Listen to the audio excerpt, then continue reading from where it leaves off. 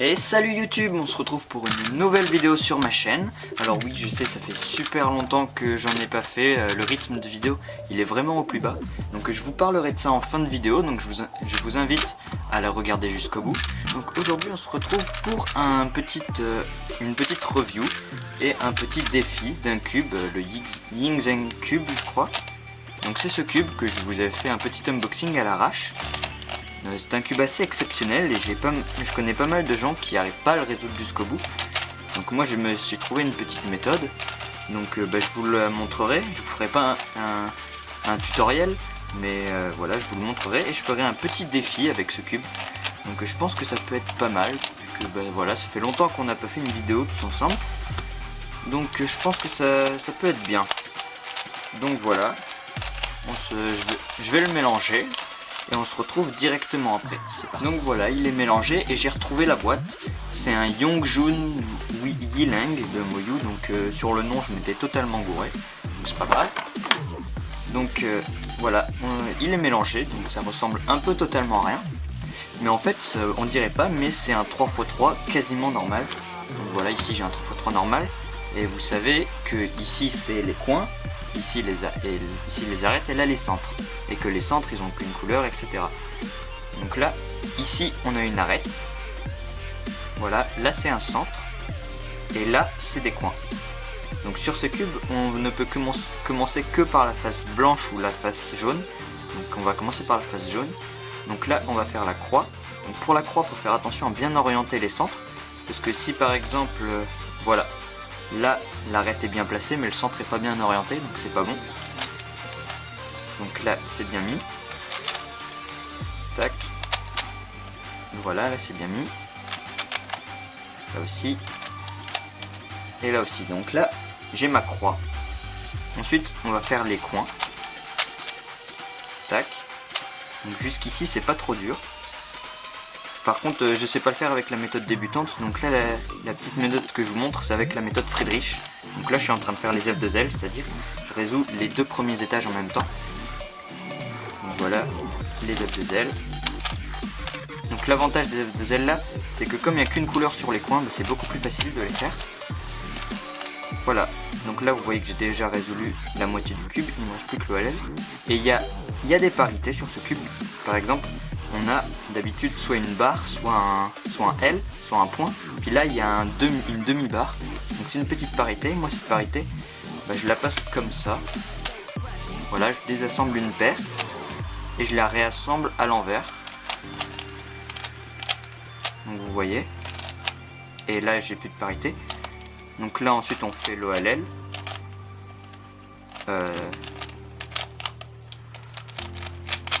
Donc les OLL c'est les mêmes.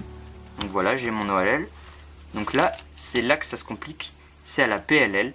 Donc là par exemple, la PLL, tout le monde qui connaît les PLL voit une PLLT. Donc là je sais plus ce que c'est, mais c'est pas une PLLT. Parce que regardez, si on fait une PLLT, eh bien ça ne résout pas le cube. Et on se retrouve avec une PLLR. Donc moi les PLL, je sais pas toutes bien les résoudre. Donc ce que je fais, c'est que je fais des formules pour essayer de tomber sur une PLLJ ou une PLLU. Donc là maintenant on est sur une PLLG. Donc voilà, je refais une formule. Ah, et là on tombe sur ce qui a l'air d'être une PLLU. Sauf que c'est pas une PLLU, en fait c'est une PLLA. Donc je vais vous montrer. Donc ça c'est une PLLU, donc vous voyez ça ressemble beaucoup. Voilà. Et ça c'est une PLLA, donc ça ressemble moins. Mais en fait c'est parce que les coins et les arêtes sont inversés. Donc en fait ici lorsqu'on va faire une PLLA, on va résoudre le cube. Donc je refais le cas. Vous voyez. Parce que en fait ici on voit qu'on a deux arêtes et un coin de bien placé, comme ici, deux arêtes et un coin. Et là on a les coins qui sont pas bien placés, comme ici, il n'y a que les coins. Donc c'est le cas de beaucoup de gens qui font ce cube, ils confondent les coins et les arêtes. Donc voilà, on fait la PLLA. Donc je vous l'apprendrai peut-être si je fais un tutoriel sur la méthode Friedrich. Donc c'était pas la bonne PLL. Et voilà, le cube est résolu. Donc je vais résoudre celui-là aussi. Voilà. Donc voilà comment on résout ce cube. C'était une méthode assez rapide. En fait j'en ai pas appris, j'ai regardé aucun tutoriel dessus. Donc voilà, on va se retrouver maintenant pour un petit défi. Et je vous explique le concept de ce défi directement après. C'est parti. Donc voilà, c'est parti pour le petit défi. Donc je vais vous expliquer en faisant le scramble. Donc le but de ce défi, ça va être de réussir à résoudre ce cube en moins de 1 minute. Donc même si c'est un 3x3, en fait il est beaucoup plus complexe. Donc ça rend la chose beaucoup plus compliquée. Déjà par exemple, il y a plus de lock-up. C'est plus difficile de le mélanger, surtout quand il est... qui ne ressemble plus à rien. Voilà. Donc j'ai fait le scramble. Donc le but ça va être de le résoudre en moins de 1 minute. Donc avec mon timer qui est ici. Donc je suis content d'utiliser mon timer. Je l'ai jamais utilisé pour une vidéo, ça va être la première fois. Et j'espère que je vais réussir. On va voir ça. Alors j'ai fini l'inspection et on va y aller.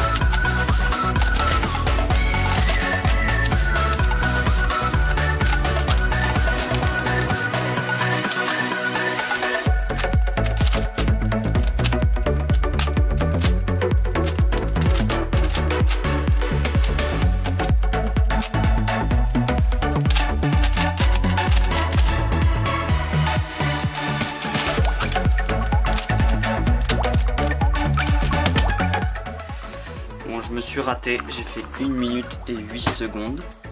Donc on va pas rester sur un échec, hein. Je vais remélanger le cube, je vais refaire un scramble et je vais recommencer. C'est parti. Donc voilà, j'ai refait un mélange, j'observe et on y va. Ok, ça devrait être bon.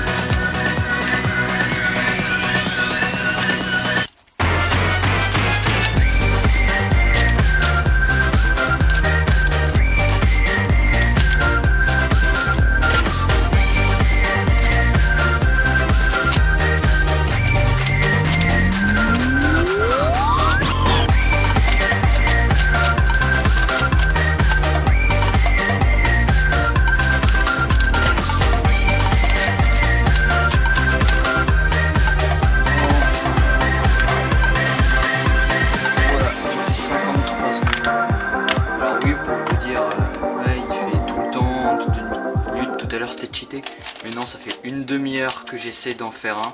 Vous avez l'impression que c'est que la deuxième fois, mais non, j'ai fait plein de scrambles différents. J'ai enfin réussi à faire en dessous d'1 minute. Donc voilà, défi réussi. Donc voilà, le défi avec ce cube est terminé. Donc vous pouvez me dire en commentaire ce que vous en pensez, et si vous voulez vous pouvez le faire aussi. Ça m'intéresse parce que ce cube, je vois pas beaucoup de monde l'utiliser et je le trouve marrant. C'est un bon cube. Donc voilà, maintenant je vais vous parler un peu de la chaîne parce que c'est vrai, ces temps-ci, j'ai vraiment plus le temps de faire des vidéos. Mes vidéos elles ont toujours 1 ou 2 semaines d'écart entre elles. Et c'est tout simplement parce que je viens juste d'entrer au lycée, je suis en seconde. Et puis il y a beaucoup de boulot. Je rentre super tard le soir, j'ai plus le temps de faire des vidéos. Et le week-end j'ai pas le temps de faire des vidéos non plus. Donc j'en fais quand j'ai le temps. Mais ça devient vraiment difficile. Mais je continue à faire des vidéos. Donc ne vous inquiétez pas. Donc voilà. Aussi j'ai une annonce à faire. Donc je pense que bientôt je vais montrer ma tête dans une vidéo spéciale. Donc oui, ça peut être tôt parce que j'ai seulement 30 abonnés. Sauf que si je veux montrer ma tête, c'est seulement parce que j'ai plus d'idées pour faire mes vidéos. En fait j'ai des idées de thèmes et tout, sauf que pour ça il faudrait que je montre ma tête. Donc je pense que je vais bientôt montrer ma tête, ça me faciliterait les choses pour pouvoir faire plus de vidéos. Et je pense que si les nouveaux thèmes que j'ai en tête, ça pourrait vous plaire. Donc voilà, cette vidéo est maintenant terminée, n'hésitez pas à liker, à vous abonner si ça vous a plu. Sur ce, moi je vous dis à la prochaine, et cubez bien. Allez, salut YouTube.